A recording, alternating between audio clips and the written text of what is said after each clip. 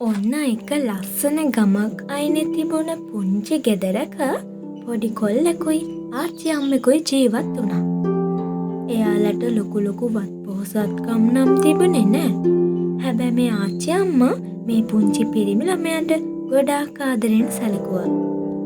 ඔච්චර දුප්පත් වුණත් ඇය තමන්ගේ මුණුබුරාව බඩගින්නේ නම් තිබ්බේ නෑ. තමන්ට පුළුවන් උපරිමයෙන්ම දුමිදුට උගන්වන්නත් මේ ආච්චි අම්මා වැඩ කටයුතු කළා.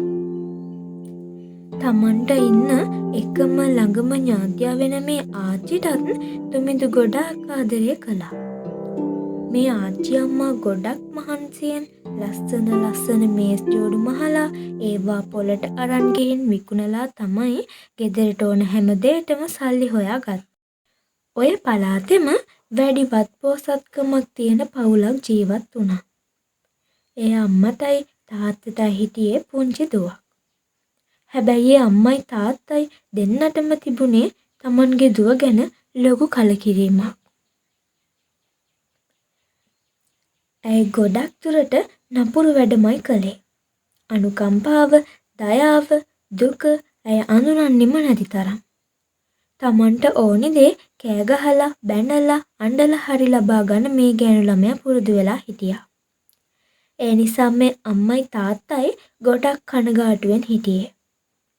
ඔන්න ඉතින් පොළ දවසක් ආවා.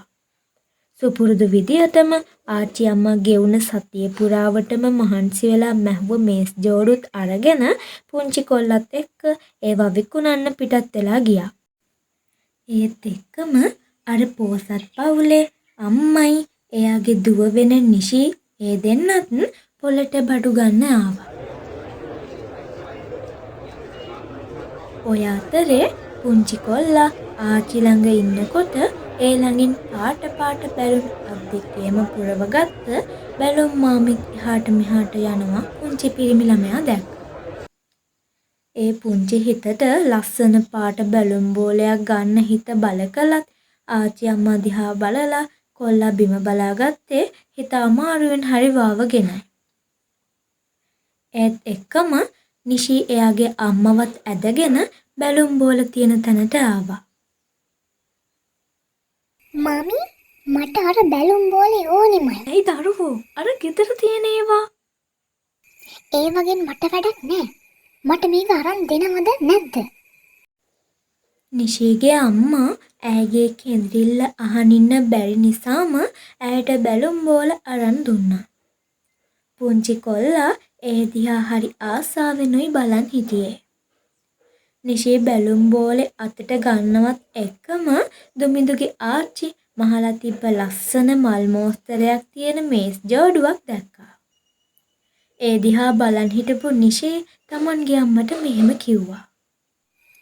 මමි මට අරකට ඕනේ. දුවේ ඇයි ඔයා ඔච්චර හිතුවක්කාර? මට ඕනිමයි. එයි නා කිච්චි. කීයද ඔක? ඒ හැමදේම ඇහුණත් ආච්චි කිසිම දෙයක් ඇහුනේ නැති ගානට උත්තර දුන්නා. ඒක නන්දුවේ 300යි. හැබැයි දෙන්න විදියක් තමයි නැත්තේ. ඔයා වගේම පුංචි දුවෙක් ඒක මගෙන් ඉල්ලලයි තියෙන්නේ. මට ඕනි කිව්වොත් ඕනිමයි. ඕක මට දෙනවද නැද්ද? බලනවා මං ඕක සල්ලිවත් දෙන්න නැතුව ගන්නෙ. නා කිච්චි. ඇගේ අම්මා හරිම කනගාටු සහගත බැල්මකින් දුමිදුගේ ආච්චි දිහා බැලුවා. ඒයි වැඩිහිටියන්ට කතා කරන්න ඉගෙන ගන්නවා. මේ ඉන්නේ මගේ ආච්චි අම්මා. හරි දරුවෝ. ඔයාට මේක සල්ලි නොදී ගන්න පුළුවන් ඇති. ඒත් මං එන සතියට මහන ලස්සනම මේස් ජෝඩුව නම් ඔයාට කොහොමත්ම ගන්න වෙන්නේ. එහෙම කියපු ආච්චි ඒ මේස් ජෝඩුව නිවස ළඟ පොඩි දුවකට විකුණන බවත් ඒක නිෂීට අවශ්‍ය නම් ඇය මේස් ජෝඩුව මසා ඉවර වෙන තුරුම නිෂීට ඇය ළඟ රැඳෙන්න වන බවත් කිව්වා. අහංකාර කෙල්ල උඩඟුකමෙන් ඒකට කැමති වුණා. ඔයාගේ දුව ඔයා කැමති විදියට මං හදලා දෙන්නම්. මාව විශ්වාස කරන්න. ආච්චි අම්මා නිශීගේ අම්මාගේ කනට කිඳිරුවා. වෙන කරන්න දෙයක් නැති තැන නිශීගේ අම්මා දෙගිඩියා වෙන්නුනත් ඒකට කැමති වුණා. සවස් යාමයේ පොළ නිමාවී ආච්චි දුමිදුයි එක්ක නිශිත් ගෙදර ආවා. ඔන්න බලනවා. ඒයි මං ඒ මේස් ජෝඩුව නිකම්ම තමයි අරන් යන්නේ. එතකොට ඔය දෙන්නටම හුලං තමයි. ආච්චි අම්මා පුංචි ළමයි දෙන්නව පුටු මත හින්දවලා දිවා ආහාරය බෙදලා තැටි දෙකක් දුන්නා. ඒ තැටිවල තිබුණේ සලාද කොළ දෙකකුයි තම්බපු අලපෙත්තකුයි විතරයි. ඊයා මේ මොනවද මේ? අනේ මට නම් මෙව කන්න බෑ. ඔය තියෙන අපේ දවල් කෑම. ඔයා ඉල්ලන කෑම මෙහෙ නෑ. එහෙම කියපු දුමිදු සද්ද නැතුව කෑමක කාලා ඉවර කළා. නිශීට අකමැත්තෙන් උනත් බඩගිනි නිසාම ඒ කෑම කන්න වුණා. කොහෙද මෙහෙ බාත්රූම් එක තියෙන්නේ? එහෙම ඒවා මෙහෙ නෑ. ඔයාට ඕන නම් ගෙදර පිටිපස්සේ වැසිකිළිය තියෙනවා. අයියෝ මොන කරුමයක්ද මේ? ටික ටික රෑ වෙන්න ගත්තා. නිශී දවල් කෑම කන්න වාඩි වුණ පුටුව උඩම ඇවිත් වාඩි වෙලා ආච්චිට ඇහෙන්න මෙහෙම කිව්වා. දවල් කෑමත් හරියට තිබුණේ නෑ. දැන්වත් මගේ රෑ කෑම එක දෙන්න කියලා කිව්වා.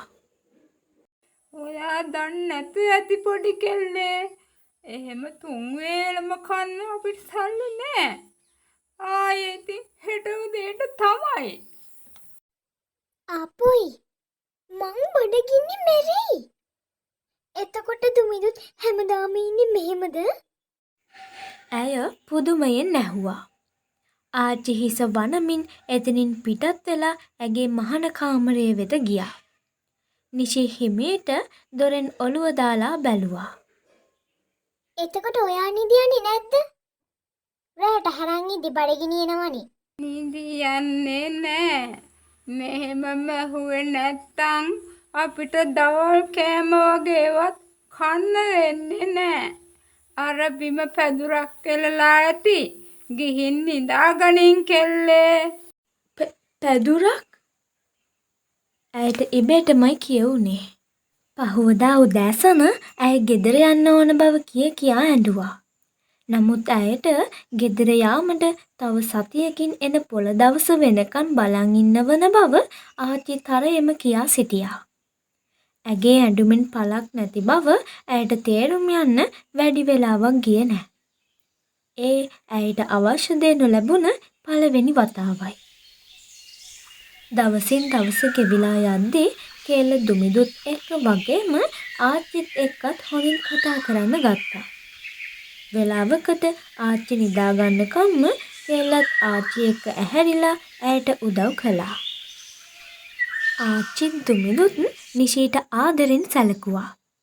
නිශීට ඒ ජීවිතය ගෙවන්න කොච්චර අමාරු වුණත් ඇය දුමිදු දිහා බලලා ඒකට හුරු වෙන්න ගත්තා. ඔහොම දවස් ගෙවිලා පොළ දවස ආවා. වෙනදා වගේම ආච්චි දුමිදුත් එක්ක අලුතෙන් මහපු මේස් කුට්ටම් අරගෙන පොළට යන්න පිටත් වුණා. නිශිත් ඒ එක්කම ආවා. ඒ යනකොට නිශීගේ අම්මා එතනට ඇවිත් හිටියා. අම්මා බලන් හිටියේ නිශීගේ වාචාල කට ඇරෙන කන්මයි. හැබැයි සිදුවන දේ ඇයටවත් අදහ ගන්න බැරි වුණා. නිශී අම්මා කියාගෙන ඇය ළඟට දුවගෙන ඇවිත් ඇගේ තුරුලට ගොඩ වුණා. අම්මේ ඔයා දන්නවද? මං දැක්කා රස කෑම නැතුව ඇති තරම් බඩගිනින්න මිනිස්සු. මං දැක්කා කීයක් හරි හොයාගන්න නිදි නැති රැයවල් ගණන් නිදි මරන මිනිස්සු. තව මං දැක්කා කිසිම සැපපහසුවක් නැතුව තියෙන දෙයින් සතුට වෙන මිනිස්සු. හැබැයි අම්මේ මං දැක්කේ නන්නේ දකින ආස හිතෙන හැමදේම ඉල්ලලා කරදන කරන මිනිස්සු. මට සමා වෙන්න අම්මේ. මට සමාව දෙනව නේද? අම්මගේ ඇස්වල කඳුළු පිරීලා තිබුණා. නිෂීගේ අම්මා දුමිදුව ළඟට අරන් ඔළුව අත ගාලා නිෂිත් එක්ක එයාව ඉස්කෝලේ යවන්නත් කැමති වුණා. නිෂී අම්මත් එක්ක යන්න හදනවත් එක්කම ආච්චි නිෂීට කතා කළා. මේක ඔයාට මගේ දුවේ.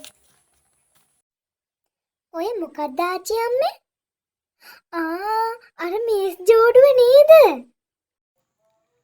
මේක ආච්චි ඔයා වෙනුවෙන්මයි මැහුවේ. දුමිදු hina වෙලා කිව්වා. නිෂී සතුටින් ඒක බාරගත්තා. කොහොම වුණත් ඇය අන්තිමට යන්න කලින් ලස්සන ලොකු බැලුමක් දුමිදු අතට දෙන්නත් අමතක කළේ නැහැ. දුමිදුට ගොඩාක් සතුටු හිතුණා. ඔන්න අද කතාව ඔතනින් ඉවර වෙනවා. හැබැයි අපි කතා කරනකොට අනිත් කෙනාට ගරු කරන්නත් ලැබෙන පුංචිම දෙයිනුනත් සතුටු වෙන්නත් පුරුදු වෙන්න. එතකොට ඔයාගේ සතුට ඔයා ළඟම තියේවි.